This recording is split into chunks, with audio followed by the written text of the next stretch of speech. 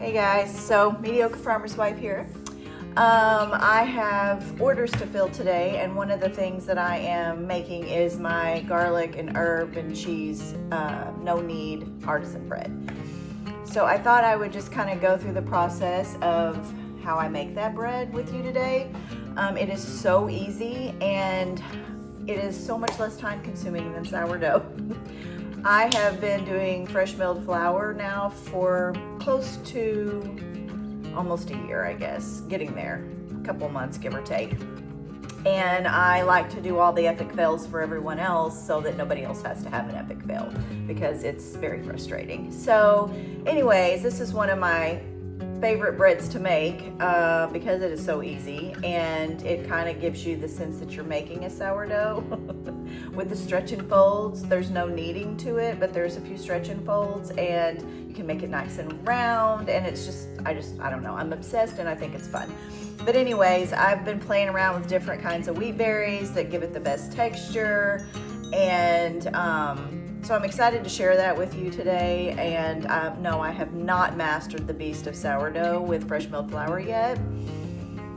Yeah, we'll come back to that. I'm still working on that one. But anyways, so yeah, just stay tuned and we're going to make us a few loaves of the garlic, herb, and cheese artisan bread.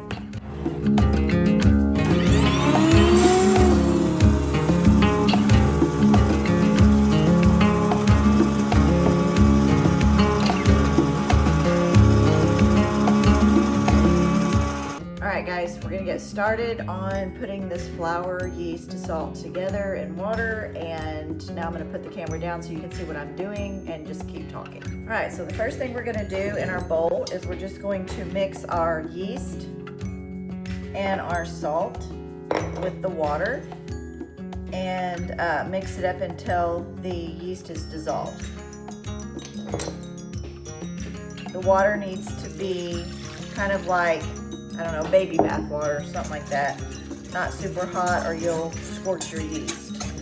And we're just gonna stir it around, dissolve that yeast really good. The salt, it doesn't matter. And then I have, this is my hard white, and this is my corazon. You can see they're totally different colors. 2 cups of the hard white.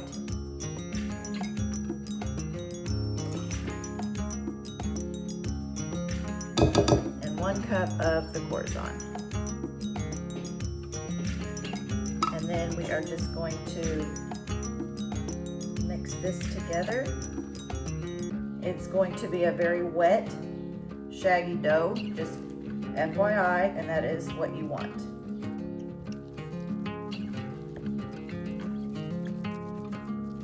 The corazon soaks up a lot of liquid, so fresh milled is a different beast of its own. So it's gonna look like it's super wet here, but we're gonna let this sit before we start our stretch and folds, and it is going to soak up some of this liquid.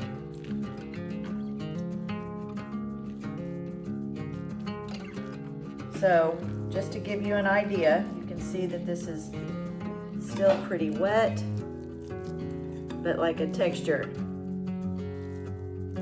Okay, this is normal. This is what you want. So now that it is all, it just kind of, you can still form it sort of into a ball, but it is very wet. And that is what you're looking for. And then I'm just gonna grab one of my handy dandy shower curtain caps. We're gonna cover that, set a timer for 15 minutes, and start our stretch and folds. All right, now I'm gonna get started on shredding up my sharp cheddar cheese that's going to go in these stretch and folds.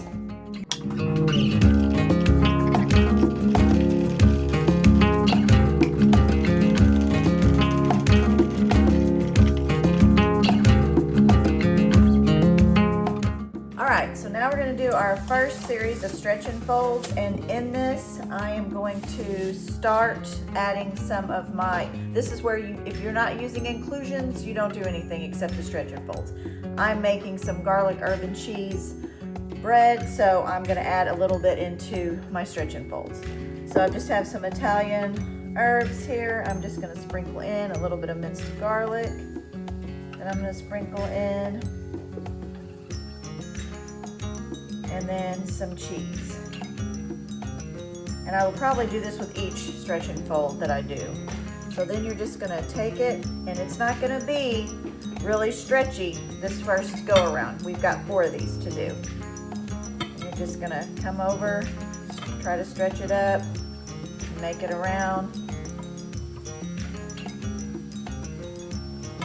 You can see it's still not, coming together. The gluten is not there yet. I'm just gonna do that a couple of times. And then we are gonna cover this back up. See, you can see it's still sticky. And then I'm gonna cover it back up, and we're gonna let it sit another 15 minutes.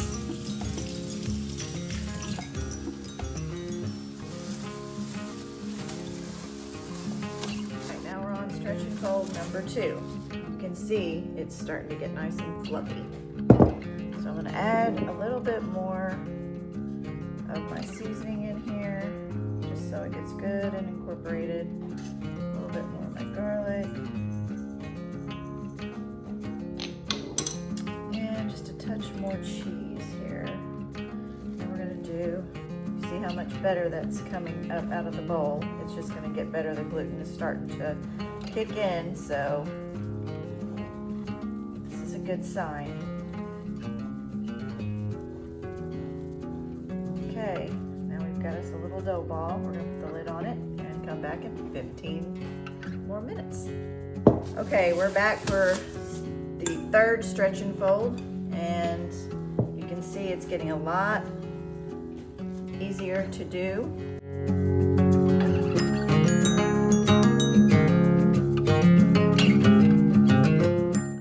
That is the 3rd stretch and fold, and we got 1 more. All right, we are back for the last stretch and fold. This is what it looks like to get started. You can see that it is way different. The gluten is working overtime here. And once we get this done, I am just going to let this rise until it doubles in size, and then we're going to get ready to bake it. We are going to shape this now that it has risen to double in size, and you can see all those big bubbles in there. So now we are just going to flour our surface just a little bit. You don't want a whole bunch of flour. And I'm just using what I had left at the Corzon. And then we're just going to dump this out.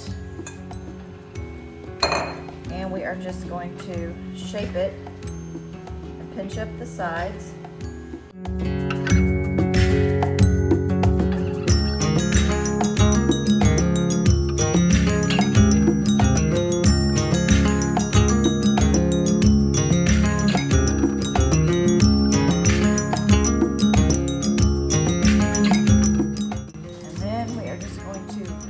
I'm putting this on my little thingamabob here that's going to go into the Dutch oven. Oh, just bring me one. We're going to pop it in.